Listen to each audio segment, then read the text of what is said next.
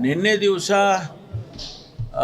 ಮಾನ್ಯ KRS ಪಕ್ಷದ ಮುಖ್ಯಸ್ಥರು ರಾಜ್ಯಾಧ್ಯಕ್ಷರು ಮಾನ್ಯ ಶ್ರೀ ರವಿಕೃಷ್ಣ ರೆಡ್ಡಿ ಅವರು ಪತ್ರಿಕಾಗೋಷ್ಠಿಯನ್ನು ಮಾಡಿದ್ದಾರೆ ತುಮಕೂರಲ್ಲಿ.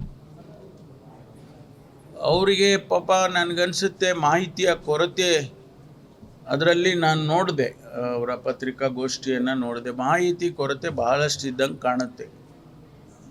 ಅವರು ನನ್ನ ಮೇಲೆ ವೈಯಕ್ತಿಕವಾಗಿ ಟೀಕೆಯನ್ನು ಮಾಡಿದ್ದಾರೆ, ಅಸಮರ್ಥ ಅಂತ ಹೇಳಿದ್ದಾರೆ. ಅದೆಲ್ಲ ಅವು ಹೇಳಲಿ, ಅವರು ಹೇಳೋದ್ರಲ್ಲಿ ನಾನೇನು ಅದನ್ನು ಅಬ್ಜೆಕ್ಷನ್ ಮಾಡೋದಕ್ಕೆ ಹೋಗೋದಿಲ್ಲ.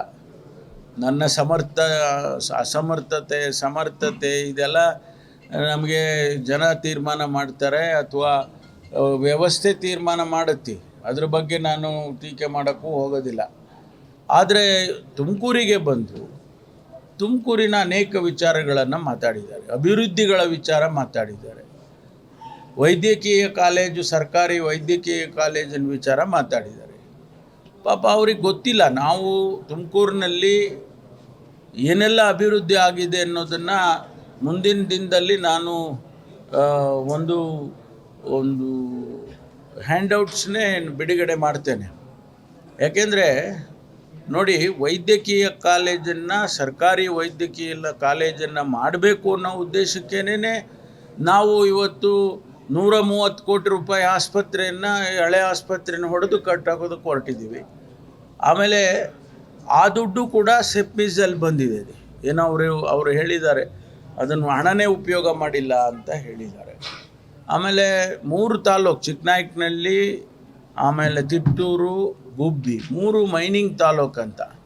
ಆ ಮೈನಿಂಗ್ ತಾಲೂಕಲ್ಲಿ ದುಡ್ಡೇ ಖರ್ಚು ಮಾಡಿಲ್ಲ ಅಂತ 100 ಕೋಟಿ ರೂಪಾಯಿ ಈಗಾಗಲೇ ಅಪ್ರೂವಲ್ ಮಾಡಿ ಆ ಸೆಪ್ಮೀಸ್ ಇದರದ್ದು ಅಧ್ಯಕ್ಷರಿದ್ದಾರಲ್ಲ ಮಾನ್ಯ ಜಸ್ಟಿಸ್ ಸುದರ್ಶನ್ ರೆಡ್ಡಿ ಅವರು ಅಪ್ರೂವ್ ಮಾಡಿ ಕೊಟ್ಟಿದ್ದಾರೆ. ಆ ಕೆಲಸಗಳು ನಡೀತಾ ಇದೆ. ಅದು ಆಯಾಯ ಕ್ಷೇತ್ರದ ಶಾಸಕರೇ ತೀರ್ಮಾನ ಮಾಡಿದ್ದಾರೆ, ನಮ್ಮ ಕ್ಷೇತ್ರಕ್ಕೆ ಏನು ಬೇಕು ಅನ್ನೋದನ್ನು ತೀರ್ಮಾನ ಮಾಡಿದ್ದಾರೆ. ಆ ಗೈಡ್ಲೈನ್ಸ್ ಕೊಟ್ಟಿದ್ದಾರೆ ಅವರು. ಎಜುಕೇಷನ್ಗೆ, ಹೆಲ್ತ್ಗೆ, ರೂರಲ್ ಡೆವಲಪ್ಮೆಂಟ್ಗೆ, ಫಾರೆಸ್ಟ್ಗೆ ಅಂದರೆ ಎನ್ವಿರಾನ್ಮೆಂಟಲ್ ಇದಕ್ಕೆ ಈ ರೀತಿ ಗೈಡ್ಲೈನ್ಸನ್ನು ಕೊಟ್ಟು ಆ ಗೈಡ್ಲೈನ್ಸಿನ ಒಳಗಡೆನೇ ಹಣ ಖರ್ಚು ಮಾಡಬೇಕು ಅಂತ ಹೇಳಿದ್ದಾರೆ. ಅದರಲ್ಲಿ ಮಾಡಿದ್ದಾರೆ. ಆ 3 ತಾಲೂಕು ನಾನು ಅವರಿಗೆ ಪರ್ಸನಲಾಗಿ ಭೇಟಿ ಮಾಡಿ, ನೋಡಿ, ಆರೋಗ್ಯದ ದೃಷ್ಟಿಯಿಂದ, ಶಿಕ್ಷಣದ ದೃಷ್ಟಿಯಿಂದ ಜಿಲ್ಲೆನೇ ಒಂದು ಯೂನಿಟ್ ಅಂತ ತೊಗೊಳ್ಳಿ. ಬರೀ 2,000 ಕೋಟಿನ ತೊಗೊಂಡೋಗಿ ಬರೀ 3 ತಾಲೂಕಿಗೆ ಖರ್ಚು ಮಾಡಿದರೆ ಆವಾಗ ತಾರತಮ್ಯ ಆಗುತ್ತೆ, ಬೇರೆ ತಾಲೂಕುಗಳಿಗೆ ಡೆವಲಪ್ಮೆಂಟ್ ಆಗೋದಿಲ್ಲ. ಅದಕ್ಕೋಸ್ಕರ ನೀವು 2 ಕ್ಷೇತ್ರ ಅಂತೂ ಎಜುಕೇಷನ್ ಆ್ಯಂಡ್ ಹೆಲ್ತು ನಮಗೆ ಪರ್ಮಿಷನ್ ಕೊಡಿ ಅಂತ ಕೇಳ್ಕೊಂಡಿದ್ದೆ. ಅವರು ಕೊಟ್ಟಿದ್ದಾರೆ. ಈಗ ಕೆಲಸಗಳು ಪ್ರಾರಂಭ ಆಗಿದ್ದಾವೆ, ಎಲ್ಲ 3 ಕ್ಷೇತ್ರದಲ್ಲೂ ಆಗಿದ್ದಾವೆ. ಈಗ ಜಿಲ್ಲೆ ಒಳಗೂ ಕೂಡ ಪ್ರಾರಂಭ ಆಗುತ್ತೆ. ಪಾಪ ಇವ್ರಿಗೆ ಯಾರೇನು ಹೇಳಿದ್ರೋ ಗೊತ್ತಿಲ್ಲ, ನಾವು ಸರ್ಕಾರಿ ಕಾಲೇಜ್ ಮಾಡೋದಕ್ಕೆ ಅಡ್ಡ 20 ಎಕರೆ ಭೂಮಿ ಹಾಗಾಗಿ ಹೊಸದಾಗಿ ಏನು ರಿಂಗ್ ರೋಡ್ ಬರುತ್ತೆ ಅಲ್ಲಿ ನಾವು ಈ ಕಾಲೇಜ್ ಮಾಡೋದಕ್ಕೆ ಕೂಡ ಹಾಸ್ಟೆಲ್ಸ್ಗಳು ಮುಂದಿನ ದಿನದಲ್ಲಿ ಮಾಡೋದಕ್ಕೆ ಅನುಕೂಲ ಆಗುತ್ತೆ ಅಂತ ಅಲ್ಲಿ ಜಾಗನ ಗುರುತಿಸಿದ್ದೀವಿ.